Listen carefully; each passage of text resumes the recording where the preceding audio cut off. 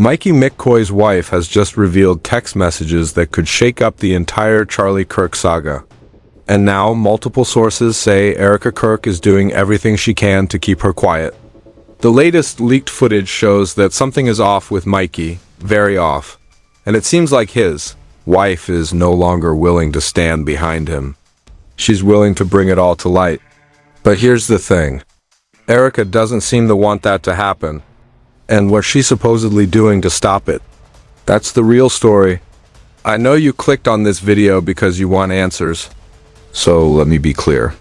You're about to see what's making the internet go crazy. You're going to see the leaked footage that has thousands of people asking questions.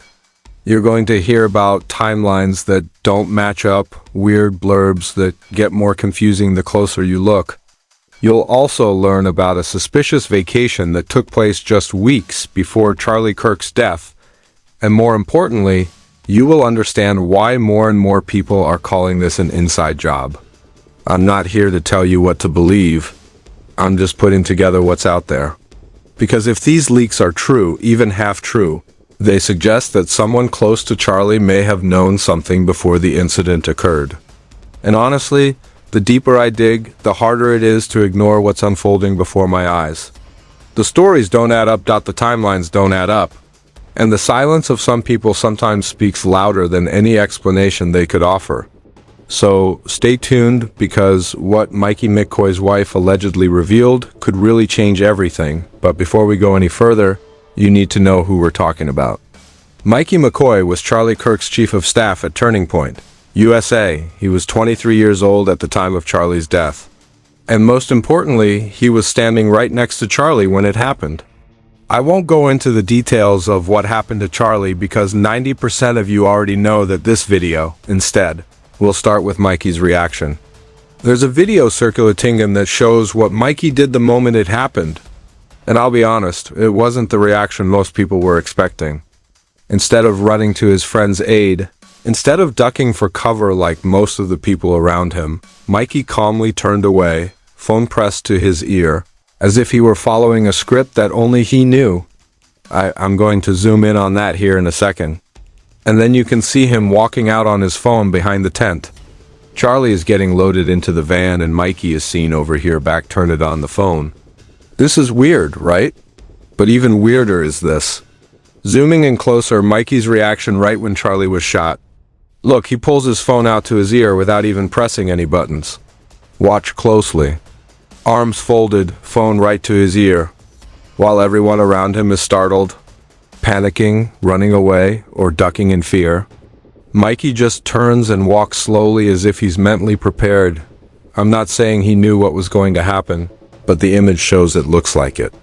And that's why the online community started digging deeper. And here's the next detail that caught everyone's attention. After the incident, many statements from Turning Point USA repeatedly referred to Mikey by special titles more than once. Each time it was mentioned, it was accompanied by an adjective. Mikey McCoy is amazing. Mikey McCoy is talented. Mikey McCoy is heroic. And I want to thank the Turning Point USA board and my husband's chief of staff, the amazing Mikey McCoy. Even Candace Owens asked, "Why does Mikey always need an adjective before his name?" Then she emphasized something that no one could ignore. Mikey, in less than a second, does something that I find to be quite strange. He puts his phone to his ear and he begins a conversation. So we're going to watch that clip in its entirety. Mark is going to bring it in, that it is exactly 834 milliseconds from the time that you hear the shot. That is how long it takes for Mikey McCoy to put the phone to his ear. Now, why is that precise timing so important? Because there's no dialing. Mikey didn't have time to dial, okay? You can't dial and put your phone to an ear in 0834 seconds. Yeah. When the clip was brought to my attention, I obviously have a file, big folder of files of every angle. And I decided to track Mikey from every angle available to see, like maybe we just missed it. And he did at some point put that phone down, dial a number, speed dial, hold down 1, I don't know. Think about it in real life. If every time someone mentioned a friend, they added an adjective in front of it like, John is awesome. Sarah is spectacular. You'd feel a little unusual, right? So why would people do that to Mikey? And why would it happen over and over again from multiple characters in the same organization? This is where things get really interesting because Erika Kirk herself may have inadvertently contradicted the story they wanted to push. In an interview with Jesse Waters on Fox News, Erika was asked how she found out Charlie had an accident. And here's what she said. She was taking her mom to the doctor. Her phone was on silent. She put it down, and when she picked it up, it was from Mikey McCoy. Erika said Mikey called her just seconds after the incident, just seconds. That fits perfectly with the viral clip we just analyzed. The clip shows Mikey holding the phone to his ear right after the incident. The clip shows him leaving the area talking to someone as he walks. So, Erika's account inadvertently confirmed exactly what the camera caught. Mikey was on the phone almost immediately after the incident. But wait, because Turning Point USA tells a different story. Andrew Colvett, executive producer of Charlie Kirk's show, made a video defending Mikey. In it, he claims that Mikey wasn't on the phone. He says Mikey just put his hand over his ear because it was so loud. He says Mikey panicked. The phone just happened to be in his hand, but he didn't use it. And that's where the big problem comes in. Either Erika is right and Mikey did call her within seconds of the incident, which would mean the viral clip accurately reflects what happened. Or Turning Point USA is right and Mikey wasn't on the phone at all, which would mean Erika was lying on national television. One of them isn't telling the truth. And, little lies often lead to bigger lies over time. The thing is, there's a really simple way to clear it all up. Mikey just needs to release his call logs. That's it. Show the public the timestamps. Let everyone know who he called and when. It only takes 5 minutes. A simple gesture that could prove everything one way or the other. But has Mikey done that? No. Total silence. And that silence says more than any explanation. Now, here's the really interesting part. Candace Owens revealed a key detail in one of her videos. She pointed out that just a few weeks before Charlie died, something very strange happened. The McCoys, that is, Mikey and his wife Eliza, took their first family vacation with Charlie and Erika. Charlie died. Mikey McCoy and his wife Eliza for the very first time. Now, this is according to Eliza McCoy. She shared that it was the first time ever that they went on vacation. Her and Mikey went on vacation with Erika and Charlie. Here's that post on Instagram. That second paragraph begins, "We spent a few weeks together this summer. Our first family trip together." Okay, getting real close there. And while they were on this very first time together for a couple of weeks vacation, something moved the McCoys to capture intimate and sweet moments of the Kirk family from behind the scenes. Now, you know which footage I'm talking about. It's the footage that has since gone viral of Charlie walking with his children and Erika. Erika grabs his hand. It's actually a very sweet moment and it moved a lot of us. I know I was crying when I first saw this footage a couple of days after Charlie had died. The video that went viral after Charlie's passing, where he holds the hands of his children and Erika Holchus, was actually recorded by the McCoy family. Now, Candace posed a question that has been on my mind for a long time. What motivated them to do this? Imagine when you go on a family vacation, who is usually behind the camera? Usually a family member, right? And so in family photos or videos, there is always someone missing. It's so normal. But on this vacation, the McCoys filmed the entire Kirk family from behind the scenes. It was as if they knew these moments needed to be captured. Was it just a coincidence? Were the McCoys just incredibly caring friends? Or was there something else going on? And then there was something even stranger. Just 4 days before Charlie passed away, Mikey suddenly felt compelled to film Charlie on their trip to Korea. Those were the last moments Charlie would be filmed in this way. Example 1, Charlie's last business trip to Korea. It was 4 days before he left. Example number 1, Charlie's very last overseas trip to Korea. This was 4 days before he died. For whatever reason, Mikey McCoy felt suddenly inspired to try his luck making up Charlie and capturing him on the road, and he says this is the first time he ever did it. Take a listen to Mikey McCoy explain.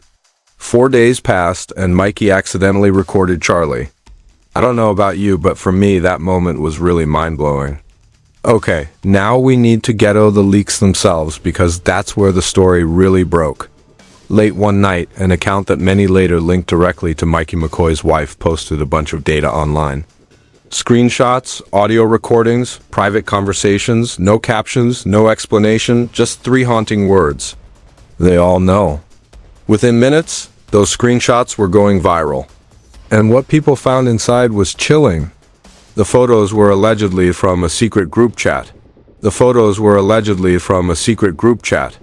Among the members were Mikey McCoy, several Turning Point USA employees, and an account labeled EK. Most people believe EK is Erika Kirk. The messages weren't long, but they didn't need to be.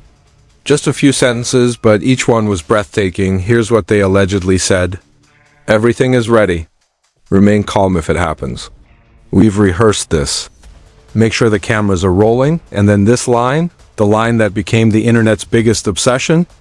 Erika knew. Just 4 words, but they changed the entire way people saw the story. Because if those messages were real, if Erika actually knew something before the incident happened, then what we witnessed that day was more than just an unexpected scene of chaos. It had the look of something pre-planned. And it didn't stop there.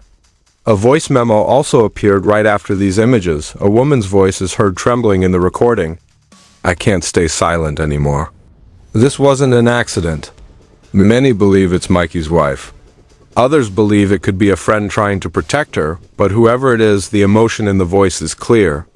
Fear mixed with guilt. And here's this video that makes it all the more incredible.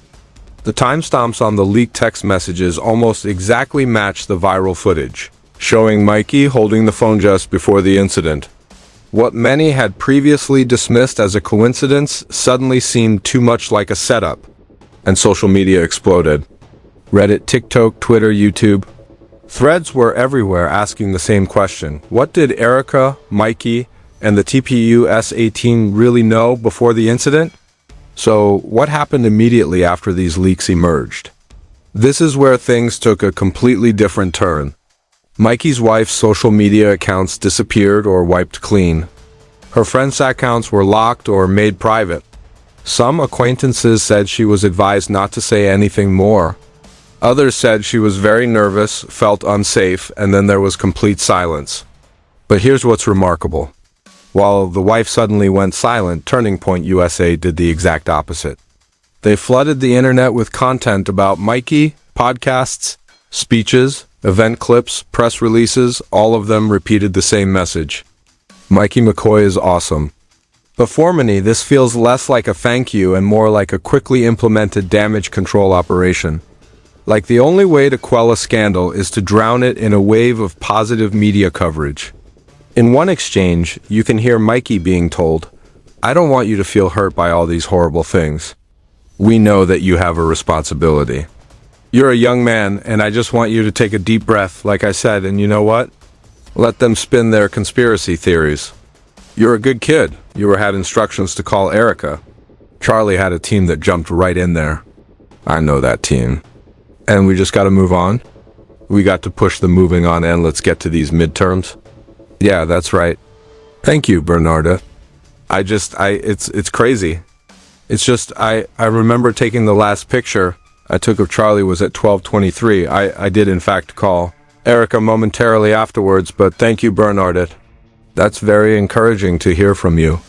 Keep encouraged, and you keep going, Kaz. We need you, and we need that team to take a deep breath and get your pants on and get running.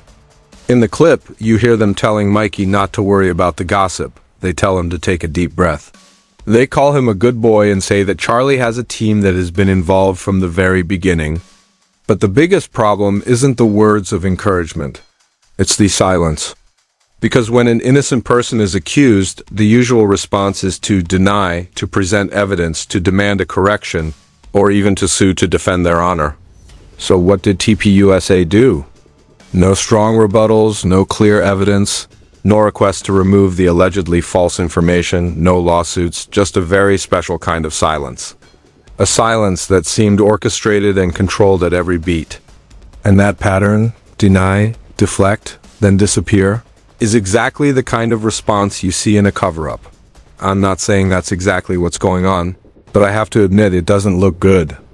And Erika, based on what's been circulating online, is supposedly doing everything in her power to keep Mikey's wife from saying more. The woman broke script, and now they want her to shut up. Let's go back to the detail Candace Owens pointed out, because the more I think about it, the weirder it seems. Every time someone at Turning Point USA mentions Mikey McCoy, they always add an adjective in front of his name. Every time, Mikey McCoy is awesome. Mikey McCoy is brilliant. Mikey McCoy is heroic. Listen to some of what they said. Is that Mikey McCoy, the Chief of Staff of Turning Point USA? Mikey McCoy, for some reason, always needs an adjective. Is that Mikey McCoy, the Chief of Staff of Turning Point USA? Mikey McCoy, for whatever reason, he always requires an adjective. Whenever they discuss Mikey McCoy, there's an adjective before they say his name. A bunch of people in a Turning Point USA orbit describe Mikey McCoy in this very unique manner. I want you to take a listen to that. Let me tell you who the heroes were in this whole thing. We're going to start with 23-year-old Mikey McCoy, and that's when the great Mikey McCoy showed up. And my husband's chief of staff, the amazing Mikey McCoy, my friend Mikey McCoy, the brilliant 4-year-old who at the time when Charlie was shot was 23 and was a hero that day. I used to be known as Charlie Kirk's pastor. Now I'm known as Mikey McCoy's dad. He clicked into gear eventually. It was amazing. Mikey was a heroic figure on that day. And this is actually to your point. You saw Mikey do heroic things that day. I saw Mikey do heroic things. I was not on site, but I immediately flew to Utah. We got a plane. It's not something that I'm used to, but it was like my wife went with me. We went straight over. I knew I needed to be with Erika and the team immediately just because, I just knew. But that moment when I got the news, I was so shell-shocked. I was not even there, but I was immediately traumatized. My brain fries like an egg. I can't see straight. I can't think straight. All I knew is that, what's happening? My wife came in. She, hugged me, We started crying together. There's a clip that people are talking about. A line is cut off mid-sentence. She hugged me and then we started crying. That pause has many saying it sounds like a prearranged line. As if he was trying to figure out what to say next. Candace Owens said something very blunt. I would never call someone a hero if their reaction was to leave their friend when something happened. That's not the action of a hero. And she's right about one thing. If every time someone mentioned Tucker Carlson, they called him the brilliant Tucker Carlson, you'd immediately feel like something was off. So why is Mikey McCoy always described with such adjectives? Why are they trying to frame him as perfect? Charlie Kirk was shot and Mikey McCoy immediately ran away like a coward. You can see him right here sprinting away from the scene. His dad, Roy McCoy, who has been implied was Charlie Kirk's pastor, has now been busted lying, saying that his son was covered in blood. Get blood all over him. It's almost like he's on the call already. The phone is in his hand and then he immediately runs off with his hands like this. See him running in the background like a coward. His dad said he was on the phone with him directing the whole operation. He has wits about him. He was just directing, he was not wasting any time. This is way before anybody else had left the scene. There's Charlie in the SUV and you can see him up in the background bailing. There's a very obvious reason that many people are starting to question, unless they're trying to outrun something that's chasing them. Let's zoom in a little bit because there are things Erika said in her Fox News interview that few people seem to notice, but they carry a lot of weight. When Jesse Waters asked her if they had caught the person responsible for Charlie's incident, she didn't say yes, she said, "I trust our team," a completely different answer than one would expect in that context. Then she added that she had seen the autopsy report and various types of evidence that had been collected. But what stuck with me more than anything was this. I want to see what they did to my husband. They, not he, not that person, not suspect, they. And that's the question that left everyone stunned. Who are they? Who are they in Erika? And why did she use that phrase? A phrase that is so unlike the reaction of someone who believes that a single person is responsible. To this day, Erika has not answered that question. Shortly afterward, Jesse asked, "Is it a coincidence that Charlie was having an incident right when he was answering a question about trans violence?" And Erika responded with a short but resounding, "I don't believe in coincidences." Neither do I. Candace Owens has followed every detail of this story, and she is clear that it is not a coincidence.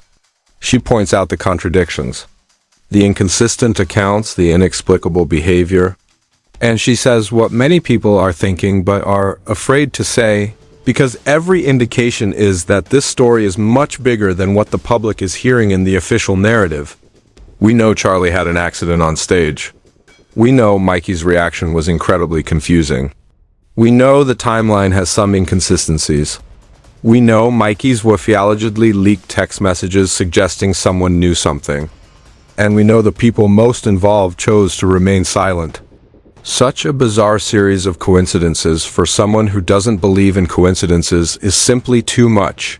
The more you look at it, the more it seems like something orchestrated rather than a random event. So here's the situation. Mikey McCoy calmly walked away after his friend's incident. He didn't release the call logs. People in TPUSA keep calling him a hero, even though his response was anything but the heroic act many expected. Erika is accused of trying to silence the only person who might know what happened. And the woman who leaked those explosive messages is no longer speaking out. So what's really going on? I don't have all the answers, but I do know one thing. Someone definitely knows exactly what happened that day. And the silence, the forced smiles, the prepared compliments, they all have the appearance of something hidden. Maybe one day when the weight of silence becomes too much to bear, we will finally hear the truth. Not from polished speeches, not from media campaigns, but from someone who was actually there, someone who saw what happened behind the scenes. Until then, we must continue to ask questions. Leave your thoughts in the comments. I want to know what you feel is really happening. Do you believe the official story? Or do you think there is something bigger going on behind the scenes? See you in the next video.